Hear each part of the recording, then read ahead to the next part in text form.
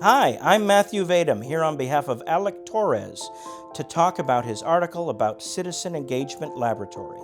The left dominates in the war of ideas by using foot soldiers and community organizing generals to generate publicity for their cause and to force their enemies into submission. Let's take a look at a nonprofit organization called Citizen Engagement Laboratory. A well-funded group with donors such as radical billionaire speculator George Soros, it aims to cultivate other left-wing groups to agitate for left-wing causes, from climate change to diversity to anti-right-wing religious advocacy. These left-wingers want to fundamentally change the way we think about America, and not for the better.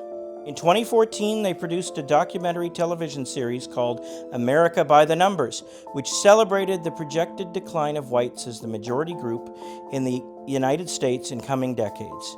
The series claimed to be documenting the human faces of the biggest population change in U.S. history, as a growing number of Asians, Latinos, African Americans, mixed race, immigrants, women, youth, and LGBT are becoming the new American mainstream, influencing elections, culture, commerce, and every facet of contemporary life.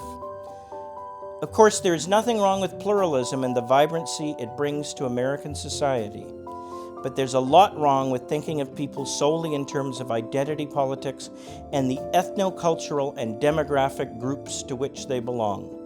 Citizen Engagement Laboratory pushes this highly divisive, balkanized, far-left view of an American populated by hyphenated Americans. They encourage Americans to think of themselves in terms of their sex, sexual preference, race, ethnicity, and national origin. They discourage Americans from thinking of themselves as Americans first. Americans should be proud of their culture and Western civilization. They don't need to be ghettoizing themselves or looking abroad for inspiration. America is where it's at.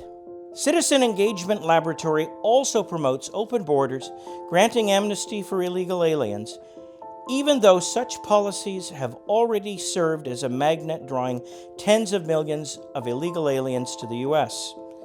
In 2011, these people founded a group called Culture Strike to stop a common-sense Arizona law making it a state-level misdemeanor for an illegal alien to be present in Arizona without proper documentation. The law was very popular in Arizona because the federal government was refusing to enforce immigration law and secure the border. Residents of Arizona were sick and tired of the never-ending influx of illegal aliens destroying their farmland, boosting local crime rates, and becoming a burden on the state's social safety net. Faithful America is another group Citizen Engagement Laboratory created. Their motto is "Love thy neighbor, no exceptions." Yet they pressured Catholic University of America to refuse a grant from the Charles Koch Foundation for the study of principled entrepreneurship, fought to force Hobby Lobby to violate its religious conscience rights, and pressured MSNBC to stop inviting Family Research Council President Tony Perkins onto shows where he would advocate for the religious beliefs of his stakeholders. Citizen Engagement Laboratory's Education Fund supports progressive commentator Sally Kohn, who openly embraces outlawing thought with which she disagrees. She said it's a good thing if conservatives feel unable to express their views for fear of facing hostility from their peers or professors. If they feel like they can no longer speak against positive social change, good, Kohn said. Yes, she actually said that during a debate at the University of Missouri. Think about that while you still can.